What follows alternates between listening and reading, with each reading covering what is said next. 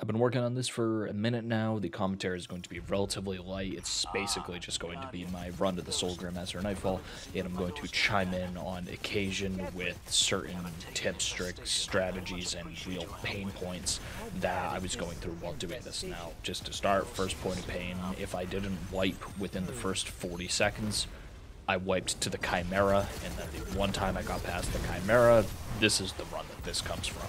The most dangerous enemies to watch out for, in my opinion, are the Shadow Guard Legionaries and the Taken Knights. Everything else is relatively easily dealt with spamming Solar, Scorch, Incandescent, even the champions. The Chimera is also dangerous, same thing with the final boss, obviously, but the real killers in all of my runs were that first Shadow Guard Legionary and the various Taken Knights that spawn throughout the strike, through to a combination of fire and their boomer cannons having ungodly levels of accuracy.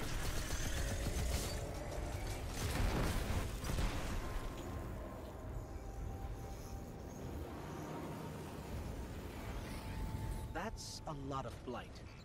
It certainly is.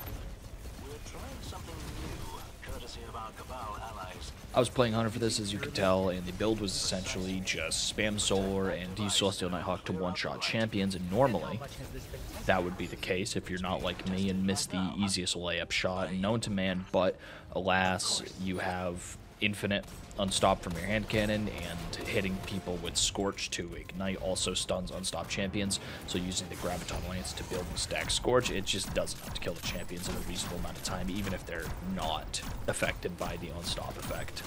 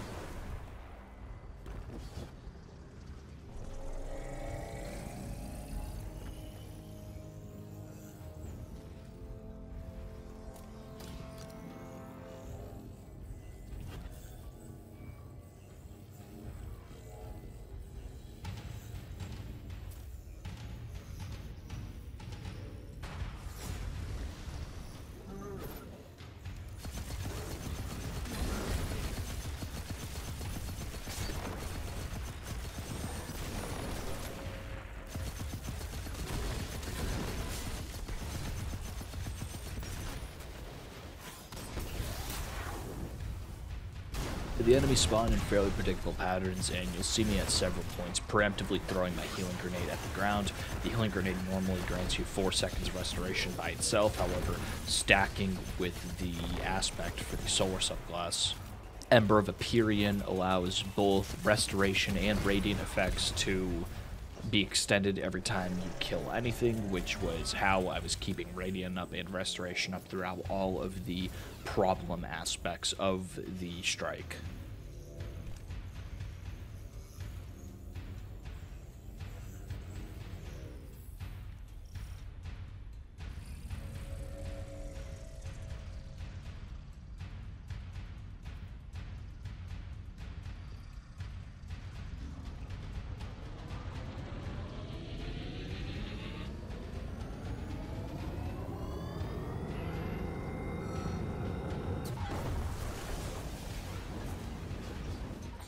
actually working.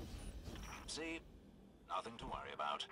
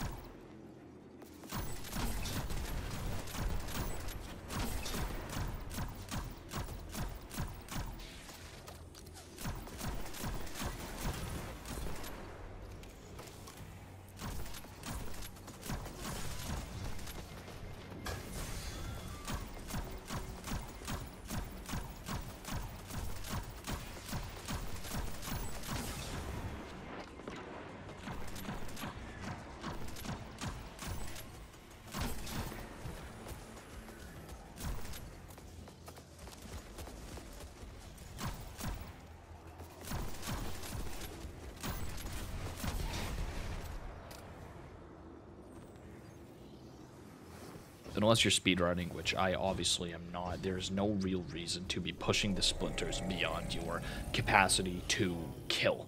Now, I could have gone faster, but instead what I was deciding to do is use most, if not all, of my heavy ammo standing back, just clearing everything before moving on to the next area, because into this section in Strike you're dealing with multiple different enemy types, being the Legionaries, the Taken, plus the Scorpion turrets, and one champion. Now, if you kill them as soon as they spawn, you can use Incandescent and you can use Solar Scorch effects to basically do a bombing run on the entire area. That's what I was relying on. This was very Scorch heavy, as you can tell. And every single time I pushed the spike to a new area, I would always kick back for a second, and I would kill everything before moving on. Now, on this particular run, the champions and some enemies can de-aggro when they'll push back, so you can see the unstoppable champion jumped further into the direction that the Splinter is supposed to go, and in this case, I simply baited the champion back towards the Splinter, because if you kill everything, the next wave of enemies will spawn. In this instance, the Taken are going to spawn approximately 10 feet in front of where the Splinter is now, so if I were to stand in the back where the Unstoppable ran off to, I would have had a hard time dealing with the crowd that is now spawning.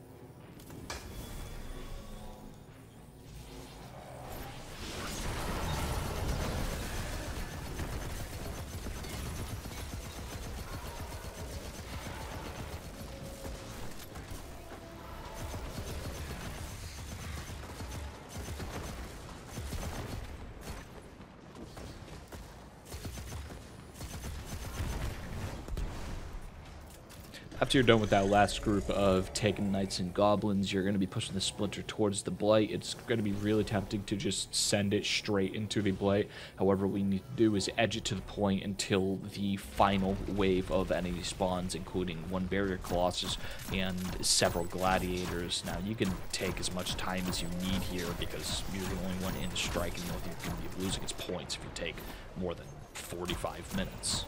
If you don't use your heavy ammo to kill the barrier champion immediately, you're going to end up happening what happened to me on this run and having to take a unnecessary amount of time to kill the barrier champion, but it's okay. You're not going to need your heavy ammo for the Chimera. Mostly, I say that because it's a bad idea to use your heavy on the boss, but it's a good idea to use your heavy on the wizards that spawn while you're fighting the Chimera.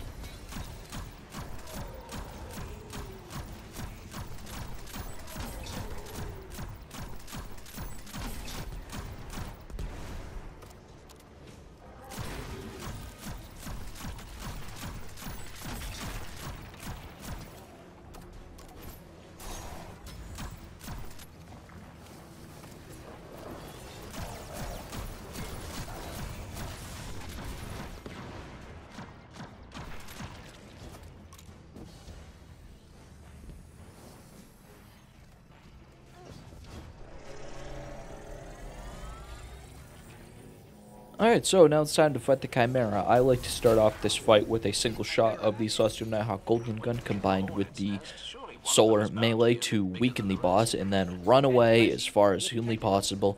Go behind the blight on the road where you were pushing the Splinter, and then just sit in the back and shoot the Chimera. Be very careful. Those purple balls that are flying at you do have the capacity to one-shot you if they hit you and the wall behind you, dealing a double whammy and getting the explosion. So don't ever feel ashamed for playing safe, for playing slow while you're fighting the Chimera. Shoot it as much as you can. Don't be afraid to use your super, and besides that, just take your time, because eventually the boss is going to get to somewhere between 50 and 60% health, and a couple wizards are going to spawn. Not only that, the boss is going to pop a little immunity shields, which you do need to break, but whenever the wizard spawns, focus the wizards as soon as you can. It is a terrible idea to leave these guys up. The fire is slow, and it tracks around corners, and it isn't as easy to dodge as the Chimera's blasts are, so just deal with the wizards first, even if that means burning through all of your heavy ammo. To do so, they will bob, they will weave, they aren't going to stay still. Make sure you kill these guys before you even attempt to damage the boss any further.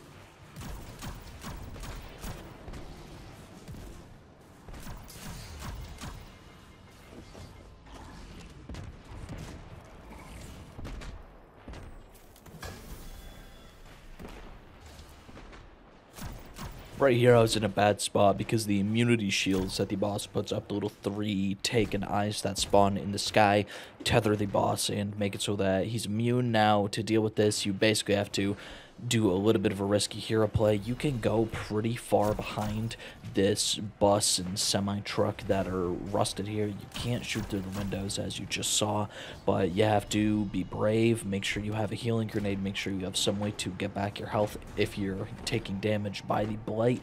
any of the boss's attacks will kill you, and it's just basically trying to find an angle as best as you can while staying safe. And if the boss even begins to shoot at you, just run away. Just don't even risk it. Wait for the boss to reposition, because the boss will reposition whenever you're fighting him and he doesn't have a clear line of sight on you, and just go from there.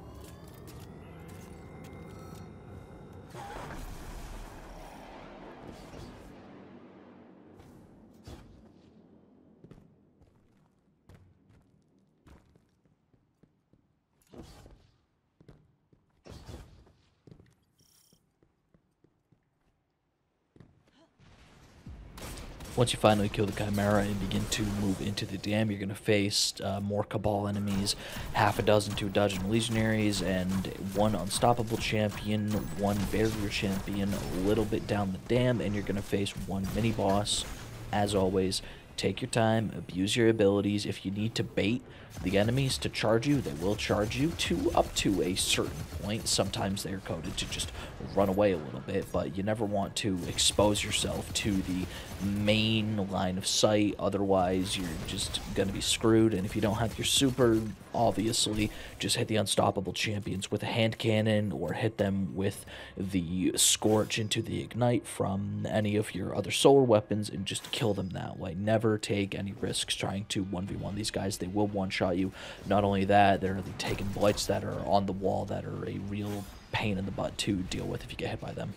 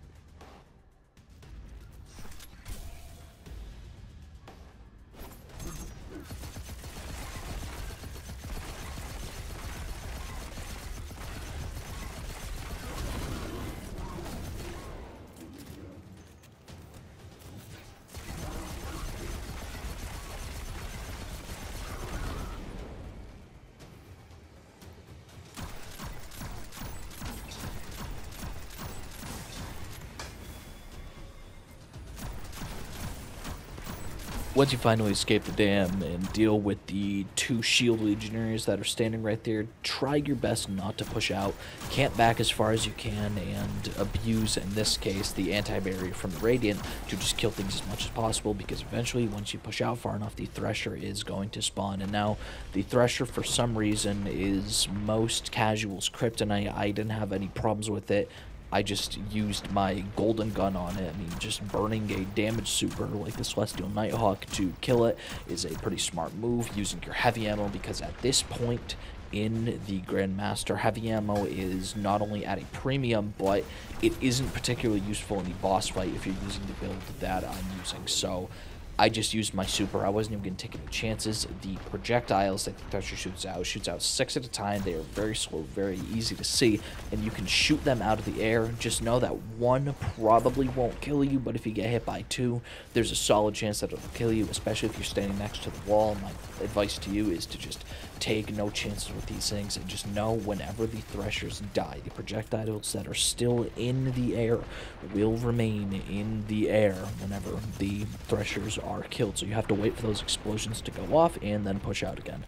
A second Thresher is going to spawn right next to, I would call it the halfway point of the dam, right where you see me shooting the taken Legionnaire, the Honored Legionnaire right now. Once you kill that Legionnaire and you move up onto that platform in the sky, you can still shoot down and kill the champion and kill the enemies at the end of the bridge. You're going to need to kill them, but it's just whether or not you do that before or after the second Thresher that spawns. And the same rules apply with the second Thresher. You can kill it from any sort of cover, just don't try to pick a fight with it one-on-one unless you have a convenient wall you can tuck in behind.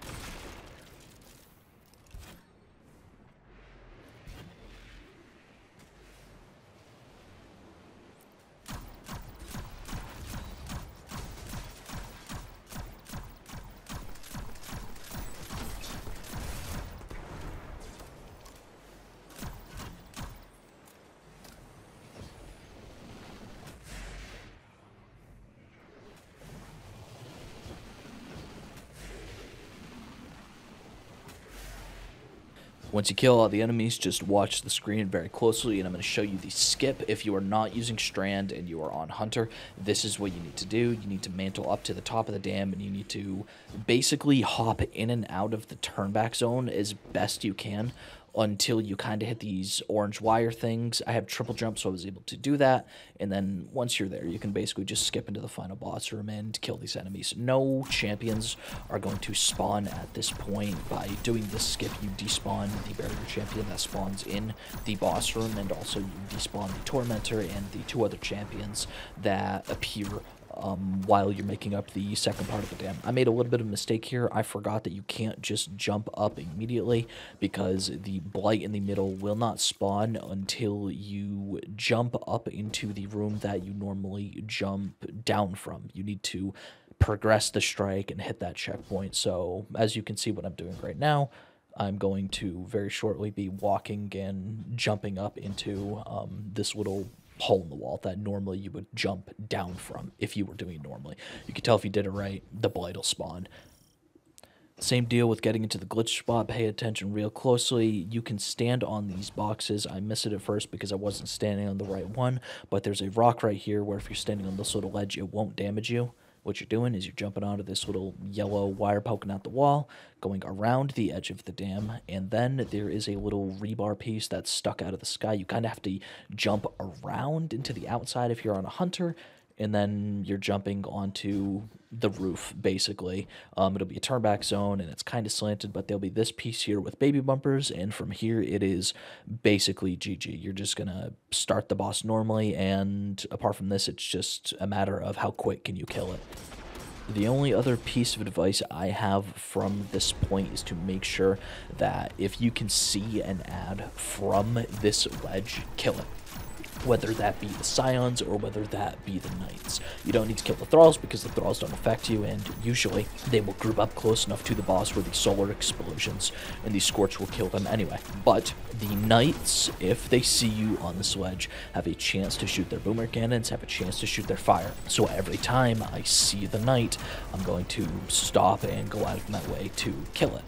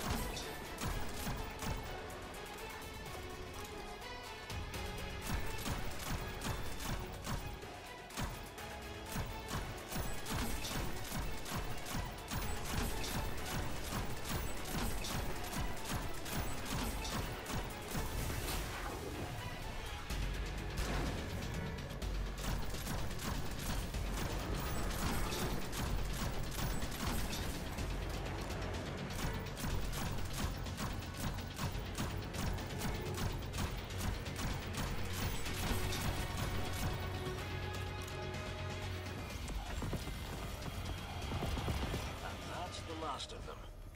Guardian, you have my thanks. Especially for continuing to keep the EDZ safe amongst all the hubbub going on so far from home. And at this point, it is GG. If you followed my instructions, if you've watched the video, you'll see the steps you need to take to be able to do this. Now, I'm not doing this for speed. I'm just doing this to show that anybody that has access to a Polaris Lance, a hand cannon, and a machine gun with incandescent is able to do this Strike Grandmaster solo. It's very easy, and this week there's double Nightfall rewards, so even if you're not doing it with a team, you can just do this by yourself in around 20 to 30 minutes, depending on how quick you are when dealing with the Chimera. And I'm just showing right now the build that I was using. As you can see, I'm just going to have everything on screen right now, and apart from that, yeah, just want to thank you for watching. If you're sticking around to this point, want to wish everybody a Merry Christmas, a Happy New Year, whatever other holidays you celebrate. And just want to thank everybody for making 2023 such a great year for me. I'm going to post another video thanking for that, but at this point, the guide is over. So thank you all for watching. Enjoy the rest of your year, and stay tuned for what's next.